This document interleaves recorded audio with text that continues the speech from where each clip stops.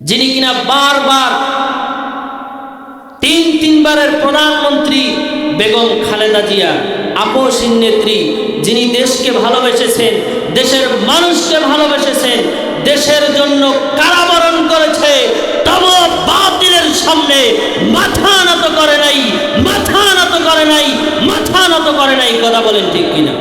এমন একজন নেত্রী যখন মারা গেল, তার এত সুনাম, তার জন্য আমরা দোয়া করি আল্লাহ তাআলা যেন তাকে ভালো কাজের উসিলায় জান্নাত নসিব করেন। জোরে বলেন আমিন।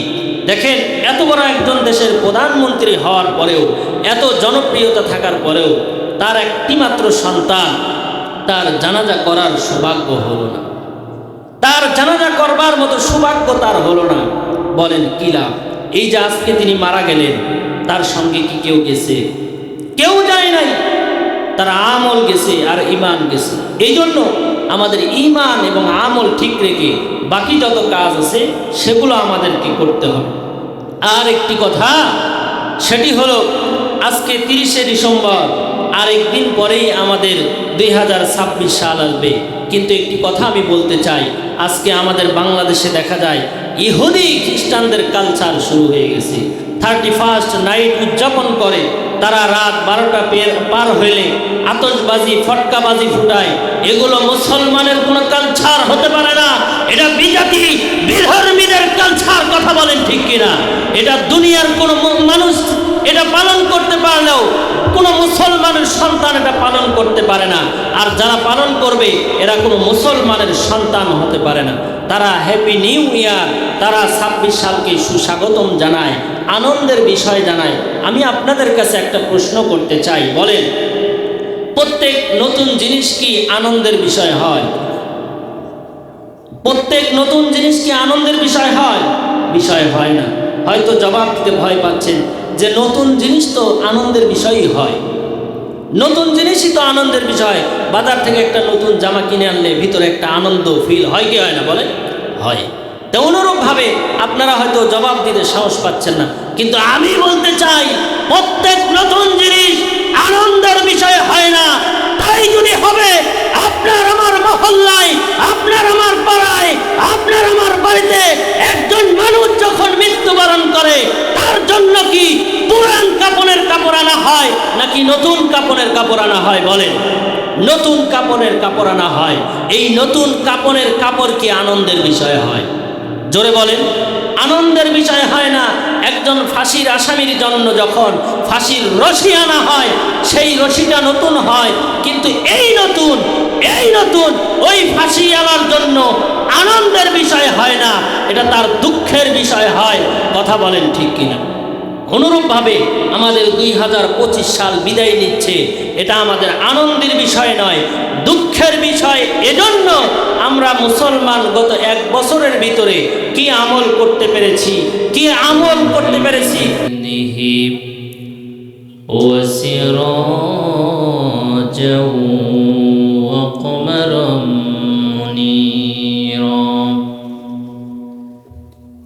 أما بعد فقد قال الله تعالى في كلامه المجيد وفي فرقانه الحميد। যারা পারেন আমার সঙ্গে জবান ছেড়ে বলেন, আউযু বিল্লাহি মিনাশ শাইতানির রাজীম। বিসমিল্লাহির রাহমানির রাহিম। وقال الرسول يا رب إن قوم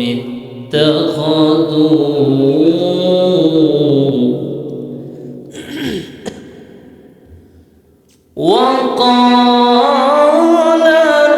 الرسول يا رب إن قوم اتخذوا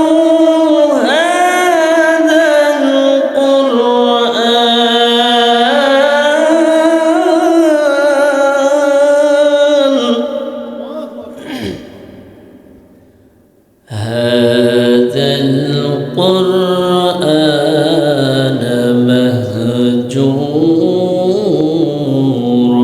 مهجورا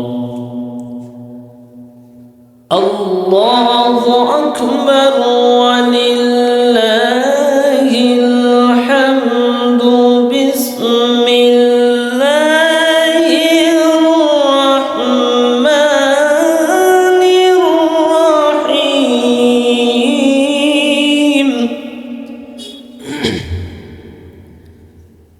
إن الله وملائكته يصلون على النبي يا أيها الذين آمنوا صلوا عليه وسلموا تسليما সবাই জবান ছেড়ে বলুন আল্লাহুম্মা সাল্লি আলা মুহাম্মাদিন ওয়া আলা আলি মুহাম্মাদ কামা সাল্লাইতা আলা ইব্রাহিম ওয়া আলা আলি ইব্রাহিম ইন্নাকা হামিদুম মাজিদ اللهم بارك على محمد وعلى آل محمد كما باركت على إبراهيم وعلى آل إبراهيم إنك حميد مجيد একটু জিকির করেন লা ইলাহা ইল্লাল্লাহ জোরে জোরে লা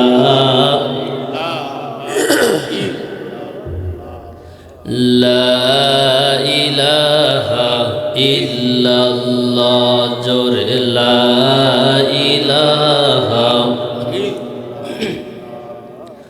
যার দিলে আছে আল্লাহর ভয় আল্লাহ আল্লাহ সব সময় আহার নিদ্রা ভালো লাগে না আহার নিদ্রা ভালো লাগে না ভালো লাগে শুধু আমার আল্লাহর নাম লা ইলাহা ইল্লাল্লাহ আরো জোরে লা ইলাহা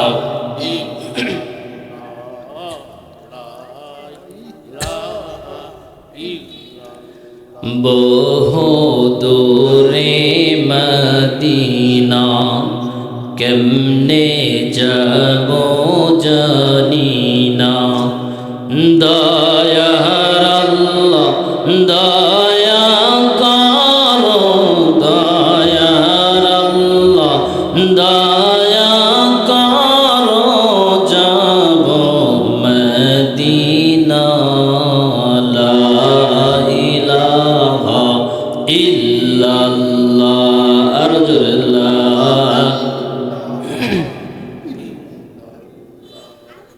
আসিয়া ডেকে বলে ওগো স্বামী আমি তোমার অর্ধাঙ্গিনী তোমার আমার সৃষ্টিকর্তা তোমার আমার সৃষ্টিকর্তা তারে কেন মানো না লা ইলাহা ইল্লাল্লাহ আরজুল্লাহ লা ইলাহা ইল্লাল্লাহ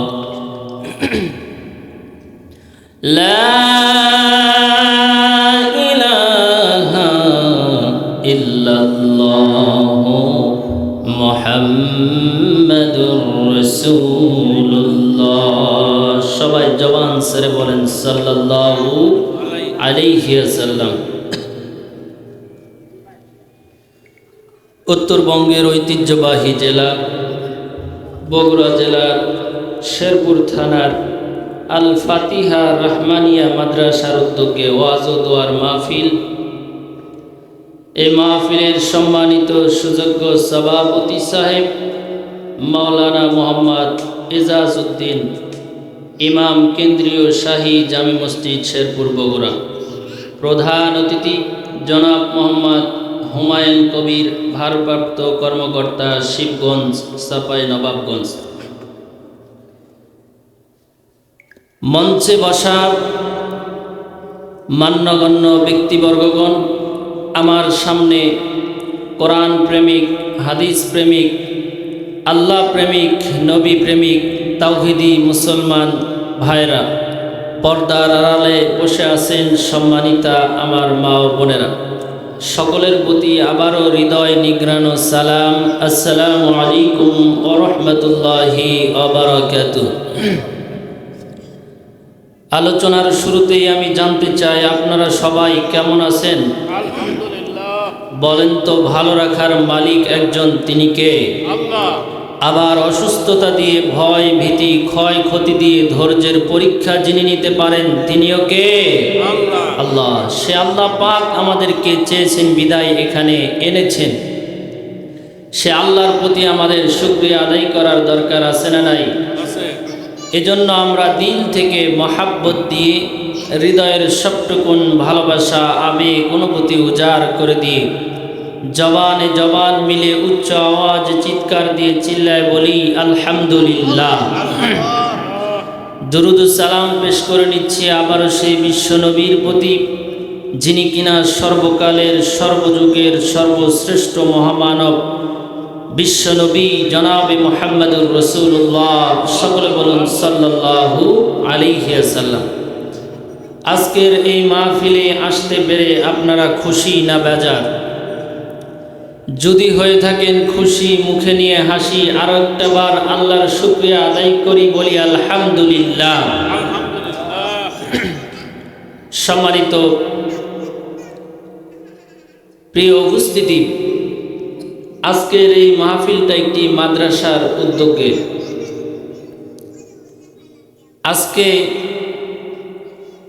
যেখানে মানুষদেরকে বলা হয়েছে, যেখানে কোরআন এবং নবীর হাদিসের কথাবার্তা বলা হয়, সেই জায়গাটা আর দুনিয়ার কোনো সাধারণ জায়গা থাকে না, এটা জান্নাতে পরিণত হয়ে যায়। বলেন সুবহানাল্লাহ। তাহলে আমরা যারা এখানে আসতে পেরেছি, আমরা দুনিয়ার সাধারণ কোনো মানুষ নয়। সেই সূত্রে বোঝা যায় আমরা সকলেই জান্নাতি মানুষ, ঠিক কিনা বলেন? ঠিক। আমার ভাইরা,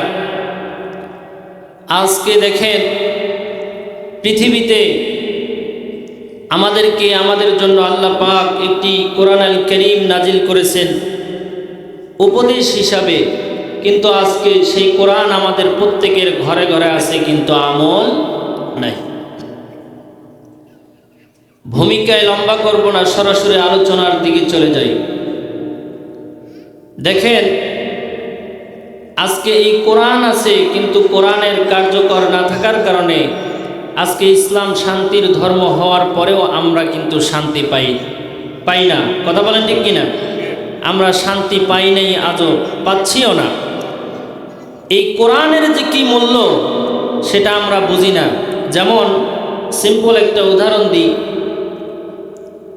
আমাদের যিনি ইমামে আজম আবু হানিফা রহমতুল্লাহি আলাইহি, তিনি যখন তার ছাত্রদেরকে দর্স দিচ্ছিলেন, ক্লাস করাচ্ছিলেন, ক্লাস করান আর কিছুক্ষণ পরে পরে একটা করে কথা বলেন, একটা হাদিস শোনান, বলেন এই হাদিসের দাম হচ্ছে 5,000 টাকা। একটা কোরআনের আয়াতের তাফসির করে বলেন এই তাফসিরের মূল্য হলো 50,000 টাকা। এইভাবে একটা করে কথা বলেন, একটা করে মূল্য নির্ধারণ করেন। তো একদিন ওই মাদ্রাসার একটা ছাত্রর জুতা ছিঁড়ে গেল। জুতা ছিঁড়ে যাওয়ার পরে ওই ছাত্র হুজুরের কাছ থেকে ছুটি নিয়েছে যে হুজুর, আমার জুতাটা যেহেতু ছিঁড়ে গেছে, এটা তো একটু সেলাই করা দরকার। তো ছুটি দিয়েছে। ছুটি দেওয়ার পরে ছুটি নেওয়ার পরে বাজারে গেছে। যাওয়ার পরে মুসিকে বলছে, মুসি জুতাটা সেলাই করে দাও। তো মুসি সুন্দর করে সেলাই করে দিছে। এবার যখন টাকা চাইছে, মুসিকে ওই ছাত্র বলতেছে, তোমাকে নবীর একটা হাদিস শোনাই দিলাম, যেটা তুমি মুসি জুতা সেলাই করে 2 টাকা পাইতা, এটার দাম হলো 5,000 টাকা। মুসি তো মনে করেন রাগে ফায়ার হয়ে গেছে। ফায়ার হয়ে যাওয়ার পরে ধমক টমক যা দেওয়ার দরকার দিছে। এবার ওই ছাত্রটা তিনি চলে গেছেন কোথায়? হুজুরের কাছে, যে হুজুর আপনি তো বলছিলেন এই কথার মূল্য এত টাকা, কিন্তু আমি যখন মুসিকে বললাম, মুসি তো আমাকে রাগে মাগে ফায়ার হয়ে আমাকে আবার পাঠায় দিল টাকা নিয়ে আসার জন্য। তো তখন বলতেছে যে তোমাকে একটা পাথর দিলাম, এই পাথরটা নিয়ে গিয়ে মুসিকে দিবা। আমার ভাইয়েরা, আমার বন্ধুগণ, এই মুসিকে নিয়ে গিয়ে যখন ওই পাথরটা আবার দেওয়া শুরু করে দিয়েছেন, ওই পাথরটা যখন ওই মুসির হাতে দিছে, ওই মুসি এত জোরে ঢিল মেরেছে, বাজারের এক প্রান্ত থেকে অন্য প্রান্তে চলে গিয়েছে। বলে, তুমি কি আমার সঙ্গে ফাজলামি করতেছ? তুমি কি আমার সঙ্গে তামাশা করতেছ? তোমার কাছে আমি 2 টাকা পাবো জুতা সেলাই করার, সেই টাকাটা দিলেই তো হয়ে যায়। এবার তিনি যখন ওই পাথরটা খুঁটে নিয়ে তিনি যখন আবার তার ওস্তাদের কাছে গেছেন, তার ওস্তাদ এবার বলতেছে, এই পাথরটা নিয়ে তুমি স্বর্ণকারের দোকানে যাবে। ওই ছাত্রটা এই পাথরটা নিয়ে স্বর্ণকারের দোকানে যাওয়ার পরে স্বর্ণকার ভয়ে থরথর করে কাঁপতেছে। হাই হাই, এত দামি পাথর আপনি কোথায় পেলেন? এই পাথর কেনার ক্ষমতা তো আমার নাই, এই পাথরটা আপনি রাজা মশাইয়ের কাছে নিয়ে যান। ওই দেশের যিনি রাজা ছিলেন, ওই রাজার কাছে নিয়ে যাওয়ার পরে বলতেছে, এই পাথরটা কি আপনি ক্রয় করবেন? এবার ওই বাদশাহ যখন ওই পাথরটা ওই ছাত্রের হাতে দেখছে, খপ করে সেখান থেকে তিনি নিয়ে নিয়েছেন। ওই ছাত্রকে বলছেন, রাজামশাই বলতেছেন, এই পাথরটা তুমি কত টাকা চাও, কত মূল্য তোমাকে দিতে হবে বলো। এবার ওই ছাত্র বলতেছে, আমার হুজুর তো কোনো মূল্য নির্ধারণ করে দেয় নাই, এই পাথরটা বিক্রির কথাও আমাকে বলে নাই, কিন্তু আমাকে যদি বিক্রি করতে হয় তাহলে আমাকে আবার হুজুরের কাছে যেতে হবে।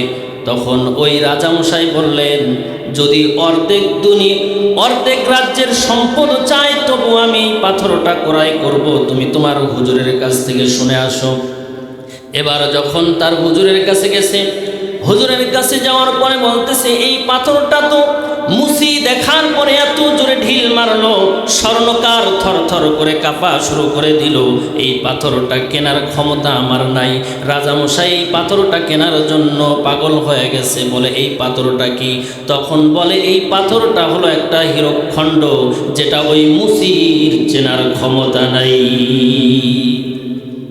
অনুরূপভাবে আজকে আমাদের ঘরে কোরআন থাকার পরেও কোরআনের ভিতরে কি নির্দেশ এসেছে, কোরআন দিয়ে কিভাবে সমাজ চালাতে হবে, কোরআন দিয়ে কিভাবে দেশ চালাতে হবে, এইগুলো না বোঝার কারণে ইসলাম শান্তির ধর্ম হওয়ার পরেও বাংলাদেশের মুসলমান শান্তি পাচ্ছে না। কথা বলেন ঠিক কিনা? আমার ভাইয়েরা, এই কোরআন দিয়ে কিভাবে আমাদের চলতে হবে এটা না জানার কারণে আজকে আমরা এই অবস্থায় পড়ে গেছি। মুসির ভিতরে আর আমাদের ভিতরে কোনো পার্থক্য নেই। কিন্তু আল্লাহ পাক কি বলছেন কোরআন আল কারীমের ভিতরে? আসুন শুনি। আল্লাহ পাক বলছেন, ওয়া ইন্নাহু লাযিকরুল লাকা ওয়া লিকওমিক ওয়া সাওফা তুসআলুন। আল্লাহ পাক বলছেন, ওয়া ইন্নাহু, নিশ্চয় ইহা কোরআন তোমার এবং তোমার সম্প্রদায়ের জন্য উপদেশ, তোমাদেরকে এই কোরআন সম্পর্কে অবশ্যই প্রশ্ন করা হবে। কিন্তু আজকে আমাদের ঘরে কোরআন আছে, কোরআন ধুলো পরে এক পরল হয়ে যায়, কিন্তু এই কোরআনের কালিমার তেলাওয়াত আমরা করি না।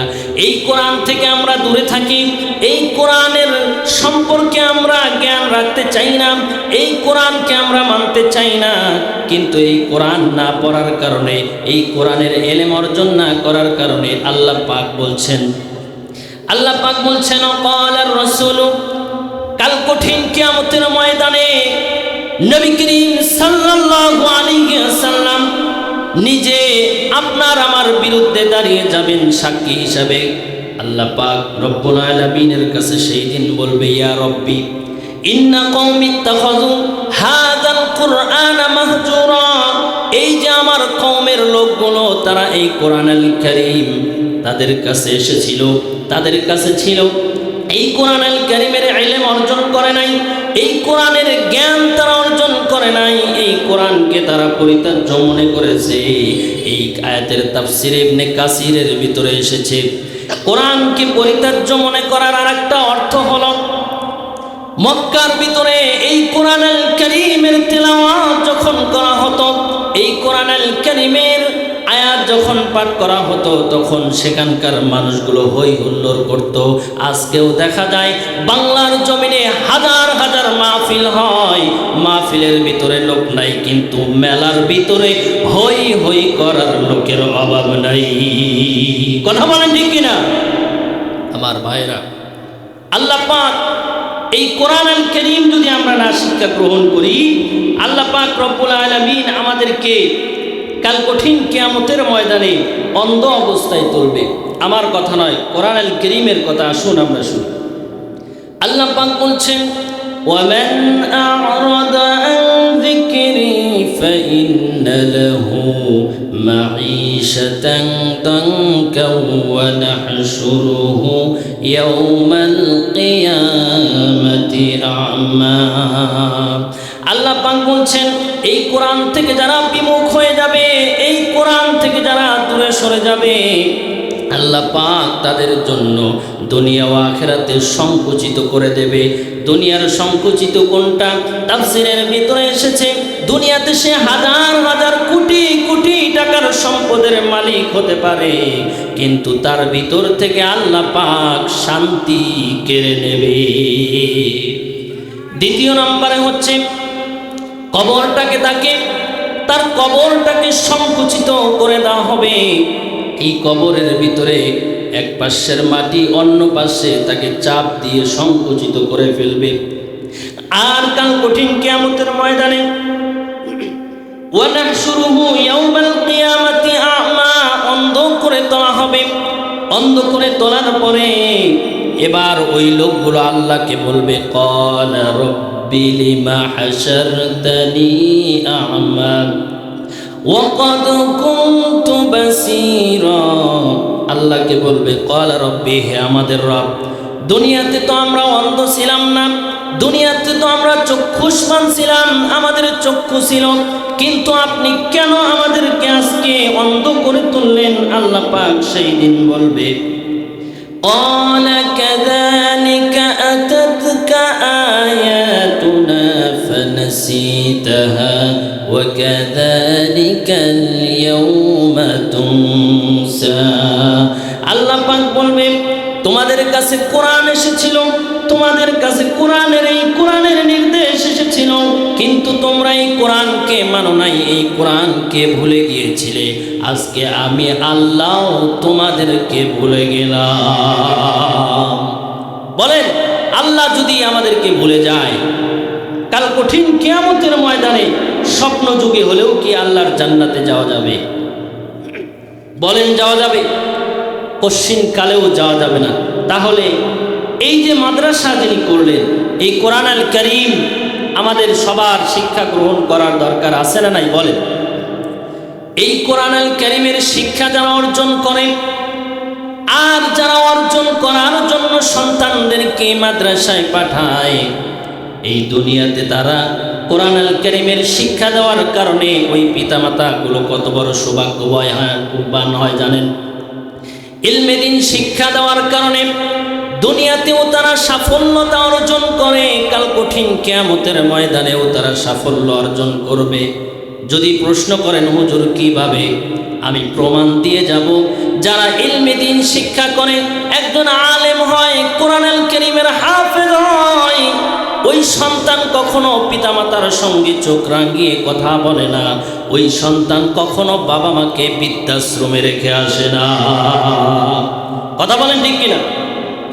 আর যদি এই কোরআনুল কারীমের শিক্ষা না দেন, এই কোরআনের ইলমে দ্বীন শিক্ষা যদি আপনি না দেন, এই কোরআন যদি সন্তানকে না শিখান, তাহলে আপনার কি অবস্থা হবে জানেন? আমি প্রমাণ দিয়ে যাব। চ্যালেঞ্জ করে গেলাম, বাংলার জমিনে সারা বিশ্বের অনেক দেশের ভিতরে লক্ষ লক্ষ লক্ষ লক্ষ টাকা খরচ করে সন্তানকে লেখাপড়া করায়, কিন্তু সেই সন্তান এক সময় বৃদ্ধাশ্রমে বাবা মাকে বুড়ো হলে রেখে আসে। বলেন কথা ঠিক না বেঠি?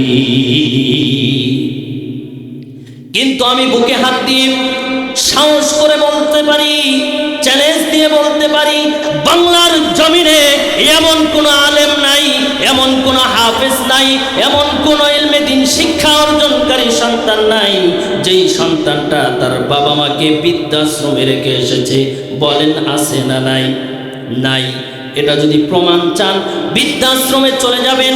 কোনো একজন হাফেজ, কোনো একজন আলেমের বাবা মা বৃদ্ধাশ্রমে নাই, কিন্তু হাজার হাজার বড় বড় নামদারি শিক্ষিত টাই লাগানো তাদের পিতামাতাগুলো বৃদ্ধাশ্রমে আছে না নাই? লক্ষ লক্ষ টাকা তাদের পিছনে খরচ করে, কিন্তু বৃদ্ধাশ্রমে যাওয়ার পরে দেখা যায় বাবা মাগুলোর কত হাজারি। আহারে, আজকে এই সময় আমি আমার নাতি নাতনিকে নিয়ে আনন্দ ফুর্তি করব, কিন্তু আজকের এই দিনে আমাকে বৃদ্ধাশ্রমে থাকতে হচ্ছে। কিন্তু এই ইলমে দ্বীন শিক্ষা করালে কাল কঠিন কিয়ামতের ময়দানে নবী, আপনার আমার নবী, বিশ্ব নবীর জবানে পাকের কথা নবীজি বলেছে, মান করা আল কোরআনা ফাস্তাযহারাহু ফাহাল্লা হালালাহু ওয়া হাররামা হারামাহু ওয়া আদখালাহুল্লাহুল জান্নাহ। আমার আপনার নবী, বিশ্ব নবীর জবানে পাকের কথা নবীজি আমার বলেছে, যে ব্যক্তি কোরআন আল কারীমের শিক্ষা অর্জন করবে, কোরআন আল কারীমের হাফেজ হবে, হাফেজ হওয়ার পরে এই কোরআন দিয়ে যিনি হালালকে হালাল জানবে, হারামকে হারাম জানবে, ওয়াশাফাহু ফি আশরাতিন মিন কুল্লি ওয়াজাবাত লাহুন নার, তাকে এমন ক্ষমতা দেওয়া হবে, এমন পাওয়ার দেওয়া হবে, ওই কাল কঠিন কিয়ামতের ময়দানে একজন নয়, দুইজন নয়, 10 জন ব্যক্তিকে জান্নাতে নিয়ে যাওয়ার সুপারিশ করার অনুমতি দেওয়া হবে। তাও কোন 10 জন জানেননি? এই 10 জন হলো তারা যাদের ব্যাপারে ফয়সালা হয়ে গেছে, আল্লাহর পক্ষ থেকে জাহান্নাম অবধারিত হয়ে গেছে। আল্লাহ পাক রব্বুল আলামিন সেই দিন ওই আলেমকে, ওই হাফেজকে এই ক্ষমতা দেবে, আপনি আপনার গোষ্ঠীর ভিতর থেকে এমন 10 জনকে জান্নাতে নিয়ে যাবেন যাদের ব্যাপারে আমি আল্লাহর জাহান্নাম ফয়সালা হয়ে গেছে। আওয়াজ দিয়া বলেন আল্লাহু আকবার। তাহলে বলেন, এই মাদ্রাসায় যারা সন্তান দিল তারা কি লস করেছে না লাভ করেছে? জোরে বলেন, লস করেছে না লাভ করেছে? লাভ করেছে। আজকে আমি আমার হৃদয় থেকে শুভেচ্ছা ও ধন্যবাদ জানাই এই মাদ্রাসার যিনি পরিচালক, এমন একটি দিনী প্রতিষ্ঠান তিনি এখানে অবস্থান করেছেন, দাঁড় করিয়েছেন। আরো ধন্যবাদ দিই আমার প্রিয় বন্ধুবর কারি মাওলানা খায়রুল বাশার সাহেবকে। আমার ভাইরা, এই দিনী প্রতিষ্ঠানগুলো না থাকলে, দিন না থাকলে, ইসলাম না থাকলে মুসলমানগুলো বেজাতিতে পরিণত হবে। কথা বলেন ঠিক কিনা? আমার ভাইরা, এই কোরআন আল কারীম যদি আমরা শিক্ষা দিতে না পারি, তাহলে আমাদের দুনিয়া ও আখিরাত দুইটাই বরবাদ হয়ে যাবে। আর এই কোরআন আল কারীমের সঙ্গে যদি আমরা সম্পর্ক রাখতে পারি, এই কোরআনকে যে যত বেশি মহাব্বত করবে, ভালোবাসবে, এই কোরআন তাকে জান্নাতের ভিতরে সুপারিশ করে নিয়ে যাবে। বলেন সুবহানাল্লাহ। এই যে আমাদের পার্শ্ববর্তী দেশ ভারতের ভিতরে এমন একটি জায়গা, যেই জায়গার ভিতরে তেমন কোনো ঘনবসতি ছিল না, মানুষজন ছিল না, মানুষগুলো শিক্ষিত ছিল না। আজকে আমাদের এই জায়গার ভিতরে আজ থেকে 50 বছর আগে এত মানুষ ছিল না, এত ঘনবসতি ছিল না, এত শিক্ষিত মানুষও কিন্তু ছিল না। অনুরূপভাবে ভারতের চর অঞ্চলের ভিতরে একটি গ্রামের ভিতরে কয়েকজন মানুষ বসবাস করে। একটা লোক মারা গেল, মারা যাওয়ার পরে সেখানে তারা কিভাবে তাকে দাফন করবে, তাকে কিভাবে কাফন পরাবে, এই বিষয়ে তারা জানে না, জানতে পারে না। তারা কিভাবে তাকে লাশটাকে দাফন করাইতে হয় সেটাও তাদের জানা ছিল না, এই জ্ঞানটাও তাদের ছিল না। এক পর্যায়ে ওই লোকটা মারা যাওয়ার পরে তার লাশটাকে নিয়ে রাস্তার পাশে দাঁড়িয়ে আছে যে কোনো শিক্ষিত মানুষ দেখা যায় কিনা, কোনো শিক্ষিত মানুষকে পাওয়া যায় কিনা, এই আশায় এই ধান্দায় তারা সেখানে বসেছিল। এক পর্যায়ে দেখা গেল একটা ভদ্রলোক তিনি সাইকেল চালিয়ে যায়। তারা বুঝতে পারলেন আগের জামানাতে যারা সাইকেল চালাতো এরা বড় শিক্ষিত ছিল। কেন? আগের জামানাতে একটা প্রবাদ বাক্য ছিল, লেখাপড়া করে যে গাড়ি ঘোড়ায় চড়ে সে। কথা বলেন ঠিক কিনা? আমার ভাইরা, আমার বন্ধুগণ, কথাগুলো গভীর মনোযোগ দিয়ে শুনতে হবে। এই কোরআনের সঙ্গে সম্পর্ক যার যত বেশি হবে, এই কোরআন তাকে তত বেশি সুপারিশ করে আল্লাহর জান্নাতে নিয়ে যাবে। আল্লাহ পাক দুনিয়াতে কিছু কিছু বিষয়, কিছু কিছু নমুনা আমাদেরকে দেখিয়ে দেন, সবাইকে দেখান না। অনুরূপভাবে ওই লোকটা যখন সাইকেল চালিয়ে যাচ্ছিল, লোকগুলো বুঝতে পারল এই লোকটা বড় শিক্ষিত লোক।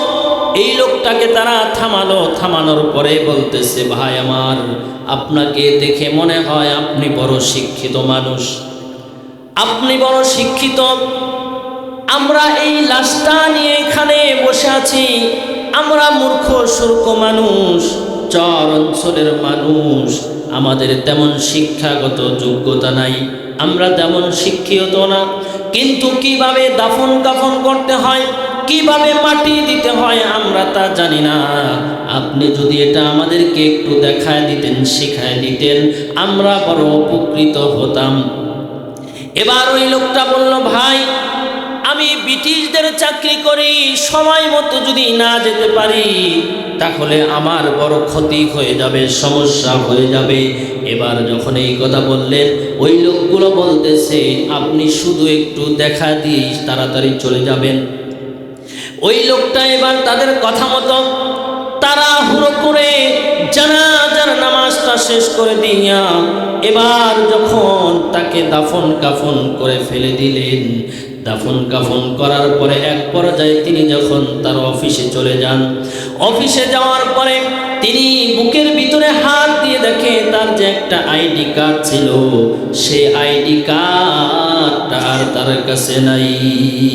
এবার তিনি চিন্তা করলেন, আমার বিশ্বাস, আমার দৃঢ় বিশ্বাস, আমি যখন ওই লাশটাকে কবরের ভিতরে নামিয়েছিলাম, তখন আমি যখন হেলেছিলাম ওই কাঠটা ওই কবরের ভিতরেই হয়তো পড়ে গেছে। এবার তিনি কি করলেন, আবার সাইকেলটা নিয়ে তিনি তাড়াহুড়ো করে আবার ওই কবরের কাছে আসলেন। আসার পরে দেখেন ওই কবরের কাছে আর কোনো মানুষ নাই, সবাই দূরে চলে গিয়েছে। এবার তিনি ওই মানুষদের কাছে গেলেন, ওই মানুষদের কাছে যাইয়া বলে, ভাই আমার, আমি তোমাদের উপকার করেছি, তোমরা একটু আমার উপকার করো। বলে, কি উপকার আমি করব? তখন বলে, আমি যখন তাকে মাটি দিতে গিয়েছিলাম এমন সময় আমার বুক পকেট থেকে আমার আইডি কার্ডটা পড়ে গিয়েছে, এই কবরটাকে খুঁড়তে হবে, এই কবরটাকে খুঁড়ে ওই আইডি কার্ডটা বের করতে হবে। এবার যখন তাদেরকে এই কথা বললেন, তারা বলতেছে, আমরা মূর্খ সূর্খ মানুষ, তেমন কিছু বুঝি না, তেমন ভালো মন্দ কিছু বুঝি না, আপনি যদি বলেন তাহলে আমরা সাথে সঙ্গে খুঁড়ে দেব। বলে, কোনো সমস্যা হবে না, আসেন একটু খুঁড়ে দেন। এবার যখন তারা দা কোদাল নিয়ে কবরটাকে খনন করার জন্য যাচ্ছেন, এমন সময় একটু করে কবর খোঁড়ে, একটু করে কবর খোঁড়ে, আর ওই কবরের ভিতর থেকে কি যেন সুঘ্রাণ বের হয়ে যায়। এক পর্যায়ে কবরটাকে যখন সম্পূর্ণ খোঁড়া হয়ে গেল, ঢাউটগুলো যখন সরানো হয়ে গেল, এমন সময় দেখা গেল ওই কবরটা একটা ফুলের বাগান হয়ে গেছে। জোরে বলেন সুবহানাল্লাহ। ওই কবর থেকে এত বেশি পরিমাণ সুঘ্রাণ আসতেছে, 2-4-10 গ্রামের মানুষের ভিতরে তোলপাড় হয়ে গেল। এখন যদি এখানে সাধারণ একটা অ্যাক্সিডেন্ট হয়, মানুষগুলো জড়ো হয় কি হয় না বলেন? অনুরূপভাবে ওইখানে যখন সুঘ্রাণ শুরু হয়ে গেল, এক এক করে এক গ্রাম থেকে আরেক গ্রাম, আরেক গ্রাম থেকে আরেক গ্রাম, এরকম সুঘ্রাণ শুরু হয়ে গেল। এবার যখন মানুষজন জানাজানি হয়ে গেল, ওই ভারতের ভিতরে যারা কিনা বড় বড় আলেম ছিলেন তারাও ওই কবরটাকে দেখার জন্য আসলেন। আসার পরে তারা বলতে লাগলেন, এই কবরটাকে তাড়াতাড়ি ঢেকে দাও। যখন কিনা ঢেকে দিলেন, ওই আলেমগুলো এবার সন্ধান করতে লাগলেন, এই লোকটার কবর তো আল্লাহর জান্নাতের বাগান হয়ে গেছে, কিন্তু কিভাবে এই জান্নাতের বাগান হলো এটা জানার বিষয় নাকি না, এটা জানার দরকার আছে। এই জন্য তারা তালাশ করতে লাগলেন, এই লোকটার আত্মীয় স্বজন বলতে কেউ আছে কিনা। তারা খুঁজতে খুঁজতে দেখতে পারলো এই লোকটার দুনিয়াতে কেউ নাই, শুধুমাত্র একটা মেয়ে আছে। তার মেয়ের কাছে নিয়ে যাওয়া হলো, তার মেয়েকে জিজ্ঞাসা করা হলো, মা তোমার বাবা এমন কি আমল করতো যেই আমলের কারণে তোমার বাবার কবরটা জান্নাতের বাগান হয়ে গেছে? এবার তার ওই মেয়ে জবাব দেয়, আমার বাবার তো তেমন কোনো আমল ছিল না। বলে না, চিন্তা করে দেখো, গভীর মনোযোগ দিয়ে দেখো, তোমার বাবার হয়তো কোনো আমল ছিল যে আমলের কারণে তোমার বাবার কবরটা জান্নাতের বাগান হয়ে গেছে। এবার তার মেয়ে বলে, আমার বাবা সকালবেলা ঘুম থেকে উঠে যখন নামাজে যাইতো, এরপরে সকালবেলা যখন কাজে যাইতো, এরপরে আমি দেখলাম আমার বাবার বালিশটা ভিজা, আমি প্রত্যেকদিন আমার বাবার বালিশটা রোদে নেড়ে দিতাম। আমার বাবা নামাজ মিস করতো না, কিন্তু রাতের বেলা আমি দেখতে পাইতাম আমার বাবা কি যেন একটা বই হাতে নিয়ে শুধু আঙ্গুল ঘুরায় আর বলতে থাকে, আল্লাহ গো, এটা তোমার কালাম, এটা তোমার কিতাব। আমি পড়তে জানি না, আমি পড়তে পারি না, কিন্তু এটা তোমার কালাম, এটা তোমার কিতাব। এমন কথা যখন বললেন, তার মেয়েকে বলা হলো, মা তুমি একটু ওই কিতাবটা নিয়ে আসো, ওই বইটা নিয়ে আসো তো দেখি। এবার যখন তার মেয়েকে ওই বইটা নিয়ে আসার জন্য বলা হলো, তার মেয়েটা যখন বইটা নিয়ে এসে ওই আলেমদের হাতে দিলেন, ওই আলেমগুলো দেখলেন এটা দুনিয়ার কোনো সাধারণ বই নয়, এটা দুনিয়ার সাধারণ কোনো কিতাব নয়, এটা হচ্ছে একমাত্র আল্লাহ পাকের মহাগ্রন্থ আল কোরআন। জোরে বলেন সুবহানাল্লাহ। ওই কোরআন আল কারীমটা খুলে দেখা হলো, হাত দিয়ে যে এরকম আঙ্গুল দিয়ে নাড়ছে, এরকম হাত ঘুরিয়েছে, দেখা গেল ওই কোরআন আল কারীমের ভিতরে দাগ পড়ে গেছে। এই মাইক ম্যান, সাউন্ড তো আগের মতো নষ্ট হয়ে গেল, আগের মতো ছিল, ঠিক করো। তো আমার ভাইরা, তাহলে এই কোরআনের সঙ্গে সম্পর্ক রাখতে পারবে যে যত বেশি, এই কোরআন তাকে কি করবে বলেন, সুপারিশ করে আল্লাহর জান্নাতে নিয়ে যাবে তত বেশি। দেখেন আজকে আমাদের বাংলাদেশে যিনি কিনা বারবার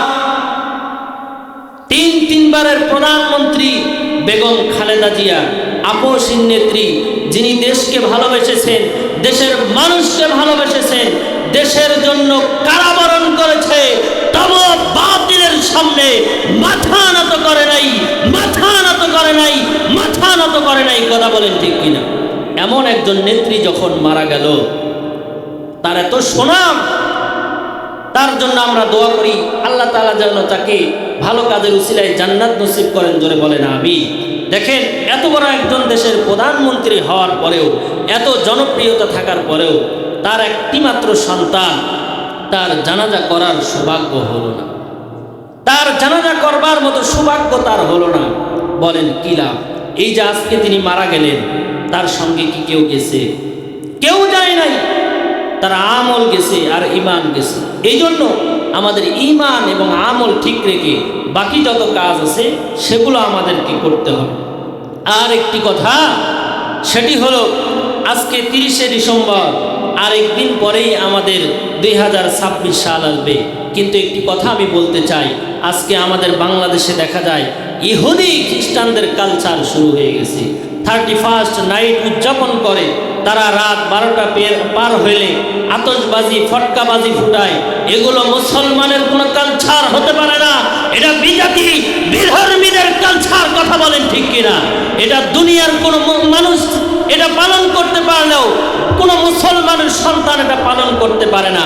আর যারা পালন করবে এরা কোনো মুসলমানের সন্তান হতে পারে না। তারা হ্যাপি নিউ ইয়ার, তারা 26 সালকে সুস্বাগতম জানায়, আনন্দের বিষয় জানায়। আমি আপনাদের কাছে একটা প্রশ্ন করতে চাই, বলেন প্রত্যেক নতুন জিনিস কি আনন্দের বিষয় হয়? প্রত্যেক নতুন জিনিস কি আনন্দের বিষয় হয়? বিষয় হয় না। হয়তো জবাব দিতে ভয় পাচ্ছেন যে নতুন জিনিস তো আনন্দের বিষয়ই হয়, নতুন জিনিসই তো আনন্দের বিষয়। বাজার থেকে একটা নতুন জামা কিনে আনলে ভিতরে একটা আনন্দ ফিল হয় কি হয় না বলেন? হয়। তো অনুরূপভাবে আপনারা হয়তো জবাব দিতে সাহস পাচ্ছেন না, কিন্তু আমি বলতে চাই প্রত্যেক নতুন জিনিস আনন্দের বিষয় হয় না। তাই যদি হবে আপনার আমার মহল্লায়, আপনার আমার পাড়ায়, আপনার আমার বাড়িতে একজন মানুষ যখন মৃত্যুবরণ করে তার জন্য কি পুরান কাপড়ের কাপড় আনা হয় নাকি নতুন কাপড়ের কাপড় আনা হয়? বলেন, নতুন কাপড়ের কাপড় আনা হয়। এই নতুন কাপড়ের কাপড় কি আনন্দের বিষয় হয়? জোরে বলেন, আনন্দের বিষয় হয় না। একজন ফাঁসির আসামির জন্য যখন ফাঁসির রশি আনা হয় সেই রশিটা নতুন হয়, কিন্তু এই নতুন ওই ফাঁসি আনার জন্য আনন্দের বিষয় হয় না, এটা তার দুঃখের বিষয় হয়। কথা বলেন ঠিক কিনা? অনুরূপভাবে আমাদের 2025 সাল বিদায় নিচ্ছে, এটা আমাদের আনন্দের বিষয় নয়, দুঃখের বিষয়। এজন্য আমরা মুসলমান গত 1 বছরের ভিতরে কি আমল করতে পেরেছি, কত টাকা সাদকা করতে পেরেছি, কতটা মসজিদ মাদ্রাসায় সময় দিতে পেরেছি, কতটা নেক আমল করেছি, এইটা ভাবার বিষয়। এটা নিয়ে কান্নাকাটি করার দরকার, আল্লাহর কাছে রোনাজারি রাহাজারি করার দরকার। আল্লাহ, এই 1 বছরের ভিতরে আমি তেমন আমল করতে পারি নাই, আল্লাহ গো তোমার হুকুম আমি তেমন মানতে পারি নাই, আল্লাহ গো ও মালিক তোমার ইবাদত বন্দেগী আমি তেমন করতে পারি নাই। ওই রাতের বেলা তো কান্নাকাটি করে আমাদেরকে আল্লাহর কাছে ক্ষমা চাওয়ার দরকার ছিল। কথা বলেন ঠিক কিনা? জোরে বলেন ঠিক। আমার ভাইরা, এই জন্য আমাদের সন্তানদেরকে যদি এই কোরআনুল কারীমের শিক্ষা দিতে পারি, ইলমে দ্বীন শিক্ষা দিতে পারি, আমাদের সন্তান আর পথভ্রষ্ট হবে না, বেনামাজি হবে না, সুদখোর হবে না, জেনাখোর হবে না, বদমাশ হবে না, লুটপাটকারী হবে না, ছিনতাইকারী, চাঁদাবাজি, ধর্ষণকারী হবে না। কথা বলেন ঠিক না বেঠিক? আমার